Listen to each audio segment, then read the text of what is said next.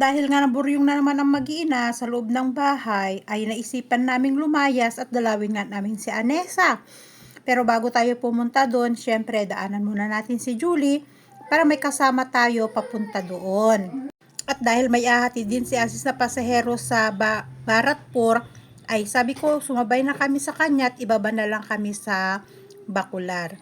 So ayan, on the way na tayo papunta kina Julie at para bumili na rin kami ng mga lulutuin namin pagpunta doon dahil sa lugar ni Anessa, malayo ang market, malayo ang mga tindahan, hindi ka basta makakalabas para bumili kung ano yung kakailanganin. So, bibili kami doon ng aming dadalhin. So, pupunta nga kami sa bilihan ng manok at bumili rin pala kami ng mga prutas tulad ng watermelon at nauuso na naman ang watermelon dito. So, dito sa bilihan ng manok, bibili kami ng pang-adobo at yung ihahalo nga namin sa lulutuin naming pansit. Ayan.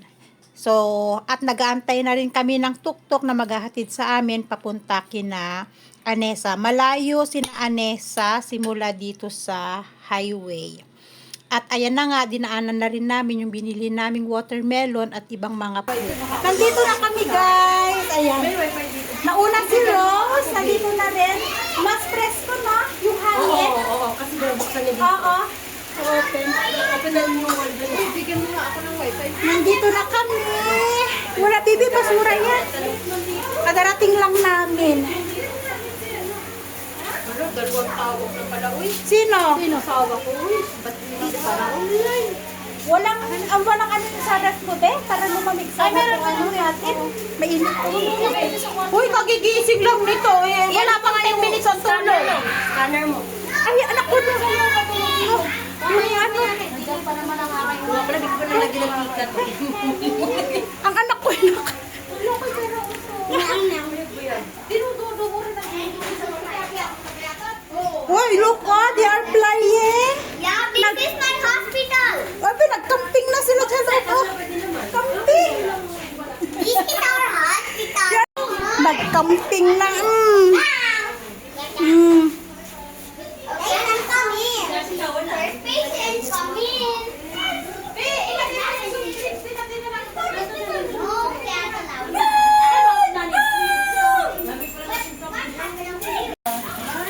Hi guys, ayan. Nagluluto ako ng pansit para may makain tayo mamaya. Hindi na mamaya, makain na. Ang bilis ng oras, no? Asa na yung ating chicken? Ay, wala na. Oo nga eh, paano to? Sabi yung chicken, wala ko pala. Wala naman, iniwala namin kayo dito. Okay lang, okay lang. Ay! Ang vlog tayo, napakita tayo sa vlog ni Tita. Ano tayo dito? Maglipat-lipat tayo. At ito yung ating chicken. Tambay tayo kay Rosemary. Sabi mo sa kanila, naglalaro talaga. Rose, may balak kang lumipat? Sabi ni Julian, Dito. Pag nag 1 year old na si Babu? Oo. Wala po na sa access ng mga ano. Kami, gusto lang, wala ko. Wala sa lapag na. Ayoko bumalik ko sa dating bahay namin. Ayoko doon. Grabe pa rin sila. Ito na yung ating pansit. Maghanap buhay muna ang ate. Next, magluluto tayo ng adobo. Adobong manok. Hi, Babu! Ah, laki-laki na ah. Laki na. Taba-chung-chung. Taba-chung-chung. Tiyo yung dalawa dun. Naggagapas na. Ginagapasan nila yung likuran at magtatanim daw sila ng gulay.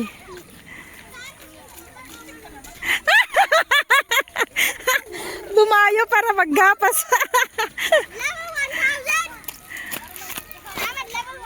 Sinipsipag si Josibel. You die. Maggapas.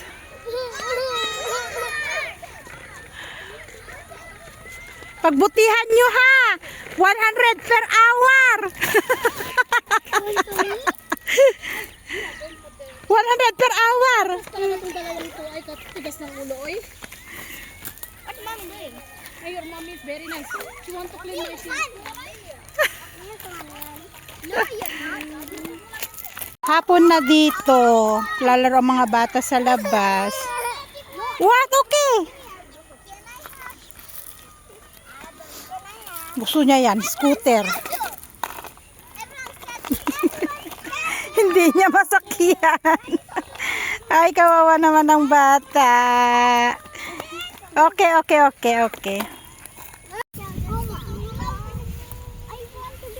Inakyat. May maliliit na bunga ng mulberry. Ngayon inakyat na mga bata. As in, kalilit ang ang bunga niya. Hindi pa masyadong hinog pero gusto nila maasim. Ha? No? Oh my God, it's raining? Don't get all that. Parang umuulan Parang naramdaman ko ang lakas ng hangin.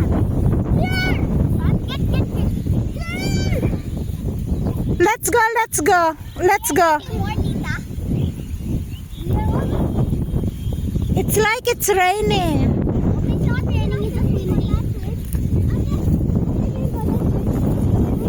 Lakas ng hangin.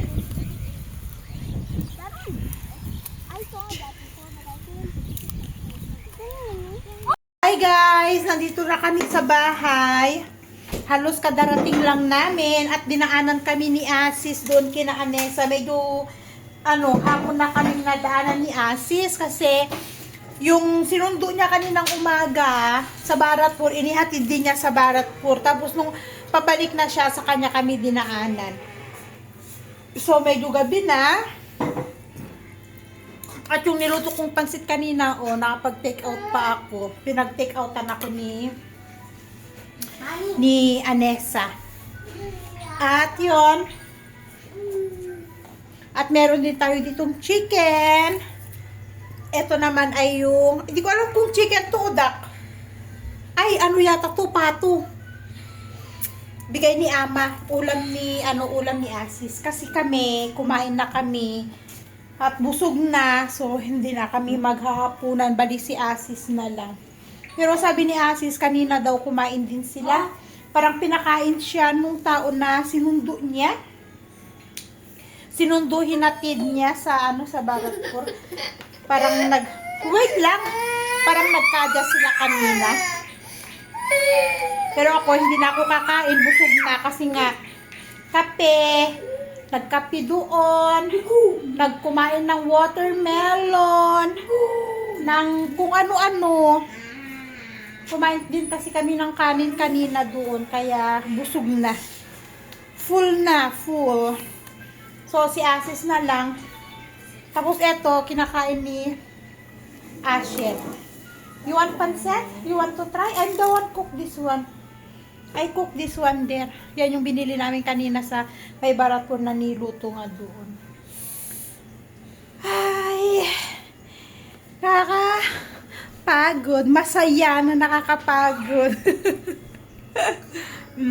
You're playing with water, no? Marunong na yan Ay, naku si Tonton.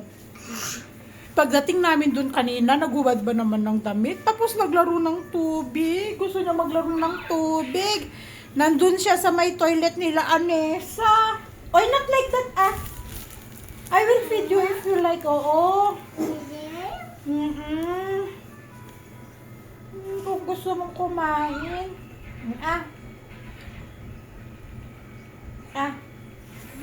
Kasi, ang arte kasi, oy.